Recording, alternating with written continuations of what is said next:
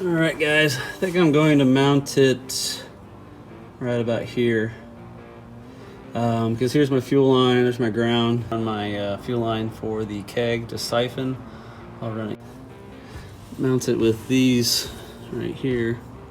So some screws I had laying around, some bolts rather, and these little rubber bushings are off of like a shock, an old shock that I took off from a previous vehicle or something. Held onto those, so I'm going to use those in hopes that, you know, these pumps are, you know, generally pretty loud, and I'm hoping that some of that noise that would be vibrating through the frame will be eliminated by these bushings, but we'll see. Let's get installed.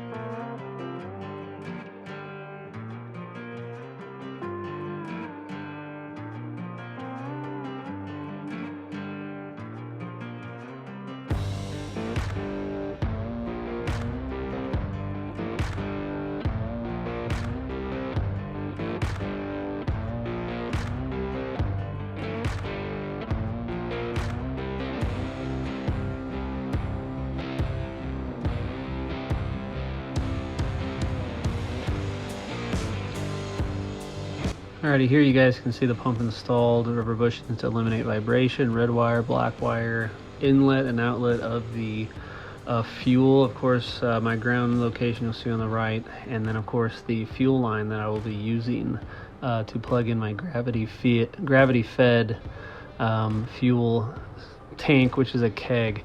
As you guys can see there's the filter coming down, gravity fed, going on the inlet. It looks like a lot more hose than it really is, but it goes around and into my fuel system. Black is ground, ran that to a current ground, plugged off the tank, and then of course I ran the hot wire to ignition. Or you can run it you know, off of your battery if you want to, off a switch. I did a little bit of both.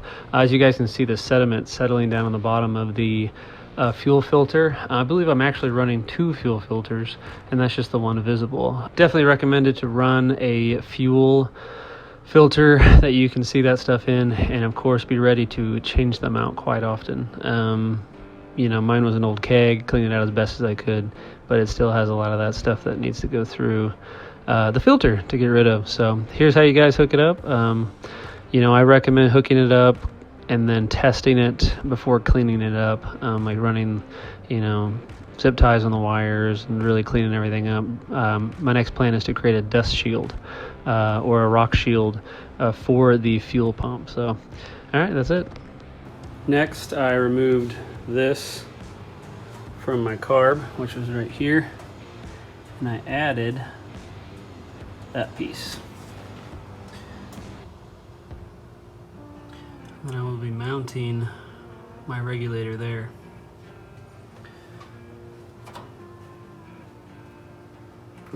Alrighty, that is where obviously my bracket that I mounted for this, my regulator. As I said before, I removed a piece off of my carburetor, which was sad to go because it looked cool. I added a fitting similar to this, as you guys can see in the back there, and I'm going to be rigging it up here.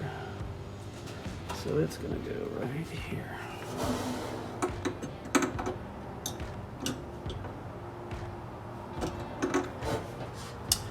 Let's get that on.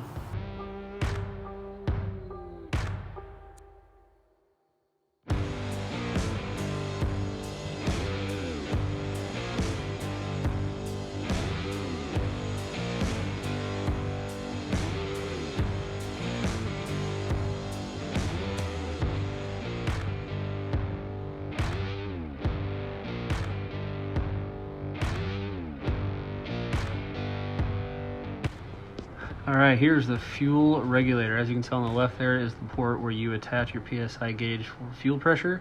Bottom is where the fuel comes in, and on the right is where it goes out and goes right toward where it's pointing toward the carburetor and that other inlet that I put. Up top is how you adjust it.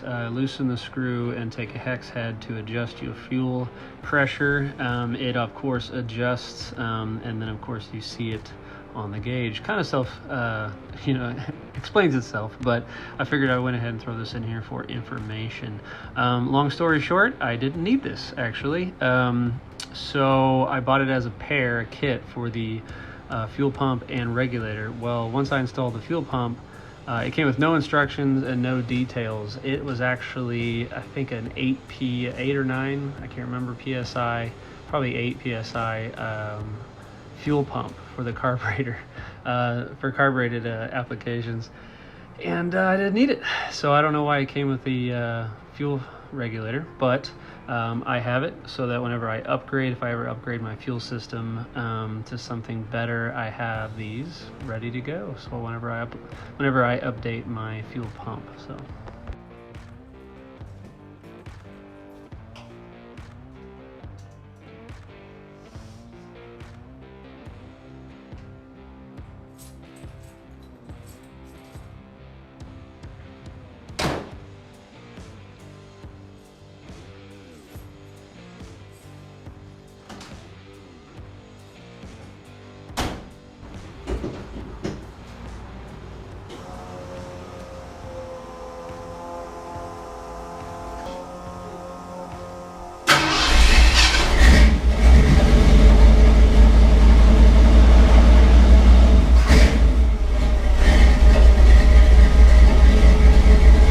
Okay, I'm going to go for a quick test drive on the new electric pump. Right now I have it set up on auxiliary, so when I turn the key, it's on.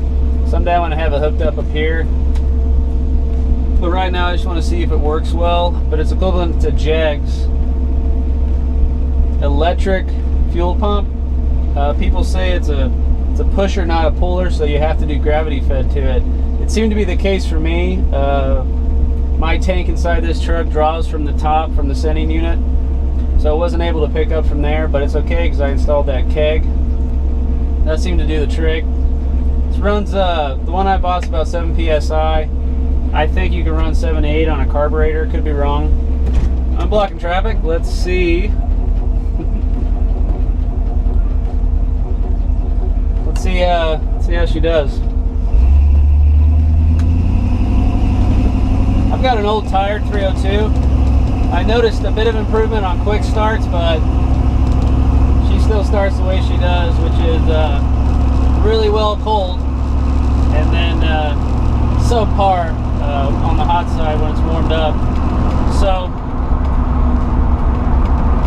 I noticed a little bit better response and acceleration. So you're getting constant flow. Not saying mechanical pumps don't do that, but I'm assuming that's why, so you get a constant 5 to 7 PSI. So I do notice too when I floor it,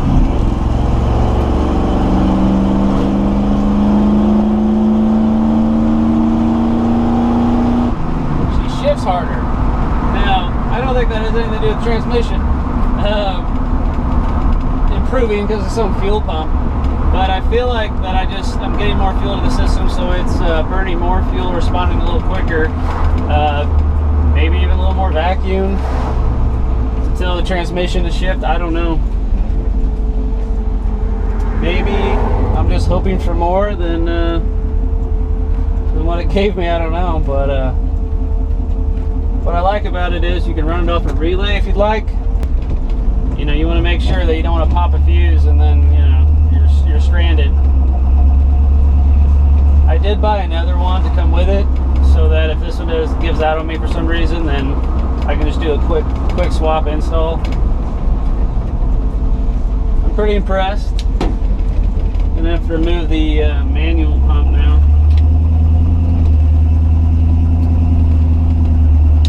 Well guys, thanks for coming along on this drive. If you guys like the video, hit that subscribe button, like it, share it.